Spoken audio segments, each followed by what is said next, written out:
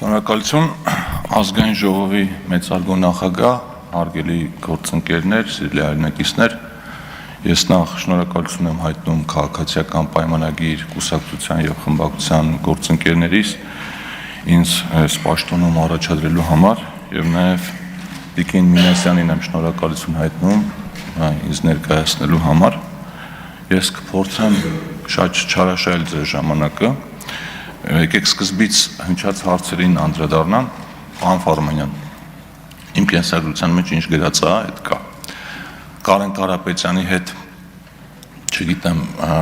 հարաբերությունների մակարդակը ոնց է գնահատել, ես հարգալից եմ վերաբերվել։ Ընդհանրապես բոլոր պետական պաշտոնյաներին, ում հետ աշխատել եմ, հարգալից եմ վերաբերվել ու նախկին պաշտոնյաներից շատերի հետ էլ մինչև հիմա լավ հարաբերություններ ունեմ։ Օրինակ Վաչե Գաբրելյանի հետ կարող է հանդիպենք, սուրճ խմենք, բաներ քննարկենք։ Իմ մոտ այդ բանը չկա, այդ կաշկանդվածությունը, այդ վախը, ու երևի պատճառն էլ այնա, որ պետական պաշտոնյաներին ու պետական ինստիտուտներին պիտի հարգանքով վերաբերվես ու այդ հարգանքը փոխադարձ լինի։ Ոչ թե ես երել եմ սրիկայի նման ինչ-որ մեկին սրիկա եմ հավանել, այլ երբ ես Կարեն Կարապետյանին հրավիրել եմ հարցազրույցի, փոխադարձ հարգանք այնքան մեծ ա եղել, որ ամբողջ կառավարության կազմով են եկել այդ հարցազրույցին մասնակցում։ Էս ա եղել, այսինքն աշխատանքային գործունեություն, հա, մեկ էլ մի հանգամանք էլ կա, Տիկին Մինասյանը նշեց, որ ես ժամանակին հիմնադրել էի տեղեկատվական կայք, որը բացի տնտեսական լրատվությունից նաև տեղեկատվական բազաներ էր վաճառում ու հիմնականում ֆինանսական ոլորտի հետ ենք աշխատում եւ բավականին երկար ժամանակ կառավարությանն էլ է այն ժամանակ ներկայացել, որպեսզի որոշումները ավելի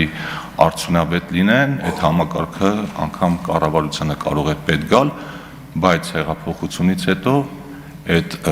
գործընթացը դադարեց, որովհետեւ ես չէի ուզում, որ որևէ շահերի բախում լինի այդտեղ։ Սա է ամբողջը։ Ինչ վերաբերում է պարոն Մանուկյանի հարցին, պարոն Մանուկյան, իրոք լավ հարց է, թե ինչու է տեղափոխվել, բայց այդ հարցը մենք քննարկել ենք հանձնաժողովների ստեղծման ժամանակ, բայց ձեր հարցի ձևակերպումը, որ ասում եք, եթե պարոն Թունյանը արդյունավետ աշխատող հանձնաժողովի նախագահներից մեկն էր, ինչու է տեղափոխվել այդ ոլորտները այլ հանձնաժողով, դա նախագահի անձի աշխատավոճի ու մնացած բաների հետ կապ չունի, բայց ես էլ եմ կարծում, որ կան ոլորտներ, էներգետիկան, հարկերը եւ այլն, որոնք պետք է նաև տնտեսական հանձնաժողովի ուշադրության կենտրոնում լինեն։ Այդպիսի շատ ոլորտներ կան, որտեղ որ տիրույթները խաչվում են։ Այսինքն օրինակ առողջության ապահովագրությունը, ինչքան առողջապահությանն է վերաբերվում, այնքան էլ վերաբերվում է օրինակ ֆինանսական ոլորտին։ Ու սենց մենք այդ դեպքերում կանոնակարգով հնարավորություն ունենք ստեղծել կոնկրետ նախագծերի համար ժամանակավոր հանձնաժողովներ, ու եթե տենց կարիք կլինի, դրանով կզբաղվենք։ Հիմա բուն ասելիքիս անցնեմ, տնտեսական վիճակի, իմ տեսլականների, ասելիք, չգիտեմ, հեռանկարների վերաբերյալ չեմ կենտրոնանա, որովհետև մենք նախընտրական շրջանում բավականին մանրամասն մեր նախորդ տարիների արդյունքներին անդրադարձել ենք եւ բացի դրանից էլ ընդամենը 10 օրից այս դահլիճում քննարկվելու է կառավարության ծրագիրը, որտեղ հնարավորություն կլինի այդ բոլոր հարցերին անդրադառնալ։ Սա մի պատճառ, երկրորդ պատճառը ես հանձնաժողովի նախագահի դերին կամ պաշտոնին վերաբերում եմ որպես կազմակերպչական աշխատանք։ Այսինքն հանձնաժողովի նախագահը 105 պատգամավորներից մեկն է, որից ընդամենը մի բան է պահանջվում, արդյունավետ կազմակերպել հանձնաժողովի աշխատանքները։ Տնտեսական իրավիճակի մասին զուտ կասեմ, որ մենք այժմ ունենք այլ իրավիճակ եւ մենք օգոստոսի 8-ից հետո լրիվ նոր իրականության մեջ ենք ապրում եւ այդ իրավիճակը, այդ նոր պայմանները մեր առջեւ նոր հնարավորություններ են բացում։ Եվ մեր խնդիրն է մաքսիմալ արդյունավետ օգտվել այդ հնարավորություններից։ Ու այս հարցում տնտեսական հարցերի մշտական հանձնաժողովը, ինչպես նաեւ մյուս հանձնաժողովները պիտի կարողանան իրենց մասնակցությունը ունենալ այդ process-ի մեջ։ Մեր հանձնաժողովը, ինչպես Տիկին Մինասյանը նշեց, եղել է ամենածանրաբեռնված հանձնաժողովներից մեկը ավանդաբար։ Օրինակ 8-րդ գումարման ազգային ժողովի ընթացքում, 8-րդ գումարման ընթացքում ազգային ժողովը մոտ 2300 նախագիծ է ընդունել, որից 563-ը բաժին է ընկել տնտեսական հարցերի մշտական հանձնաժողովին։ Առաջին տեղում եղել է պետաիրավական հարցերի մշտական հանձնաժողովը ավելի քան 800 նախագծերով։ Նաև բացի դրանից մենք ունեցել ենք, ոչ թե բացի դրանից, այլ դրան զուգահեռ 130 հանձնաժողովի նիստ ենք անցկացրել, հերթական եւ արտահերթ, ունեցել ենք 254 աշխատանքային քննարկում, բաց եւ փակ, առանձին հանդիպումներ ենք ունեցել բազմաթիվ տնտեսվարողների, փորձագիտական շրջանակների հետ, լսումներ ենք կազմակերպել, ճեպազրույցների, ասուլիսների միջոցով փորձել ենք հանրությանը տեղեկացնել այն փոփոխությունների մասին, որոնք կատարվում են, այսինքն ինտենսիվ աշխատել ենք։ Իհարկե այդ աշխատանքներին ցավոք սրտի մեր ընդդիմությունը լիարժեք չի մասնակցել, անգամ ունեցել ենք պատգամավորներ, որոնք ընդհանրապես տարիների ընթացքում ոչ մի անգամ չեն մասնակցել տնտեսական հարցերի մշտական հանձնաժողովի նիստերին, հույս ունեմ, որ հիմա մենք այդ սխալը կուղենք։ Ինչպես նշեցի, փաստացի արդեն 8-րդ տարին է, որ ես տնտեսական հարցերի մշտական հանձնաժողովի պատգամավոր եմ, մի մասը որպես նախագահ, մի մասը որպես տեղակալ, մի մասը որպես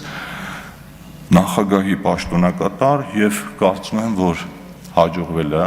ինձ եւ իմ գործընկերներին մեր հանձնաժողովում ապահովել մաքսիմալ ներառական մասնակցային եւ արդյունավետ գործընթաց։ Ու կարծում եմ, որ մեզ այս անգամ էլ դա կհաջողվի ու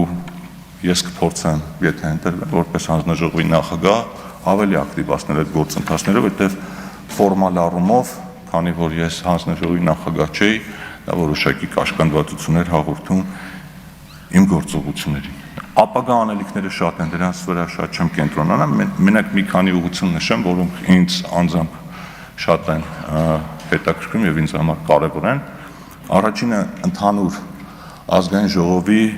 վերլուծական կարողություններին է վերաբերում, որը հաստատ հարստացնելու կարիք կա։ Ես ուզում եմ առիթից օգտվելով շնորհակալություն հայտնել ազգային ժողովի աշխատակազմի փորձագիտական վարչությանը, հատկապես իրավական փորձաքննությանը, որտեղ իրենք այս տարիների ընթացքում շատ մեծ օգուտ են մեզ տվել, բայց ամեն դեպքում ես կարծում եմ, որ խորհրդարանական երկրում խորհրդարանը պիտի շատ ավելի մեծ ռեսուրսներ ունենա եւ մի տարբերակ քննարկվել է նախնական ձևով, ասենք օրինակ ազգային ժողովը իր ամեն տարի հաստատած բյուջեից բացի ունենա որոշակի ֆոնդ, որը կարող է outsource-ով ուղղվել տնտեսական բնույթի հետազոտությունների անցկացմանը։ Այս գաղափարը շուտ բանից կա եւ եթե գործընկերները կողմ լինեն, կարող ենք իրար հետ աշխատել այս ուղղությամբ։ Երկրորդը մենք ակտիվ աշխատել ենք տարբեր գործարար միությունների հետ, բիզնես ասոցիացիաների, գործարար միությունների, առևտրային պալատների, ունենք նաև աշխատանքային խումբ հատկապես ՓՄԶ հարցերով եւ կարծում եմ, որ այդ աշխատանքները պիտի ավելի ակտիվացնել։ Կներեք, բանի մասով էլ վերլուծական կարողությունների մասով էլ շատ կարևորում եմ տնտեսական հանձնաժողովի համագործակցությունը ոչ միայն փորձագիտական հանրության, այլ նաև ուսանողադասախոսական մեր հանրության հետ ու շատ օգտակար կլինի թե մեզ, թե մեր ուսանողներին, եթե իրենց վերլուծությունները, թեզերը համապատասխանեցնեն օրինակ տնտեսական օրակարգերին եւ իրենց չափով մասնակցություն ունենան այդ որոշումների կայացմանը։ Նաև մտածում եմ, որ պիտի ազգային ժողովում ստեղծենք բիզնեսի խնդիրներին արձագանքման խումբ, այդտեղ իհարկե էլի կարողությունների խնդիր կա, բայց կարծում եմ դա լուծելի հարց է եւ մարդու իրավունքների պաշտպանի հետ այս հարցը շատ են քննարկել ու այդտեղ շատ արդյունավետ կարող ենք իրար հետ համագործակցել։ Հաջորդը հետօրենսդրական մոնիտորինգն է։ Մենք ունենք բազմաթիվ օրենքներ, որոնք ընդունվել են 3 տարի առաջ, 4 տարի առաջ, այսինքն արդեն բավականին ժամանակ է անցել եւ պիտի դրանց արդյունավետությանը ավելի ինստիտուցիոնալ նայենք եւ այս աշխատանքը լինելու է մեր ուշադրության կենտրոնում եւ նաեւ ամենակարևոր բաներից մեկը դա ճիշտ կոմունիկացիան է մեր հանրության հետ։ Շատ են լինում դեպքերը, երբ մարդիկ տեղեկացված չեն լինում ազգային ժողովում ընդունված կարևոր փոփոխությունների մասին եւ այդ մասին իմանում են միայն այն ժամանակ, երբ արդեն դա մտնում է ուժի մեջ եւ կպտում է օրինակ իրենց գրպանին։ Իհարկե այդտեղ բոլորս մեր մեղքի բաժին ունենք, միգուցե մենք դրա մասին շատ չենք խոսում, միգուցե մեր լրատվական դաշտի գործընկերները բավարար ուշադրություն չեն դարձնում, որովհետեւ ազգային ժողովում կարող ընդունվել շատ կարևոր փոփոխություն, այդ օրը միջանցքում է թեթև միջադեպ լինի ու ամբողջ լրահոսը ողողված լինի այդ միջադեպի մասին լուրերով ու այդ մասին մարդիկ չիմանան։ Հետո արդեն գա երբ փոփոխությունը արդեն կոնկրետ ազդի մարդկանց կյանքի վրա զարմանան թե ինչի այդ մասին չգիտեն։ Եվ վերջապես այլ հանձնաժողովների հետ, ինչպես նշեցի պարոն Մանուկյանի հարցին պատասխանելիս, պիտի ակտիվ աշխատենք։ Օրինակ երեք լսում էի ֆինանսա-բյուջետային հանձնաժողովի նախագահի տեխնացուի քննարկման ժամանակ շատ էին հարցերը գնումների ոլորտից, բայց գնումները տնտեսական հարցերի մշտական հանձնաժողովի տիրույթում են, եթե հարցեր լինեն, այդ առումով էլ կպատասխանեմ։ Եթե ամփոփեմ խոսքս, մենք հատված ենք գործընկերային, կառուցողական ակտիվ աշխատանքի իշահ մեր երկրի եւ մեր ժողովրդի եւ դա անելու ենք, եթե ընդդիմադիր գործընկերները այդ հարցում մասնակից կլինեն, շատ ավելի լավ, եթե չեն լինի, մենք անցած 5 տարիների փորձ ունենք ինքնուրույն այդ խնդիրները լուծելու։ Շնորհակալություն, եթե հարցը լինեն կպատասխանեմ։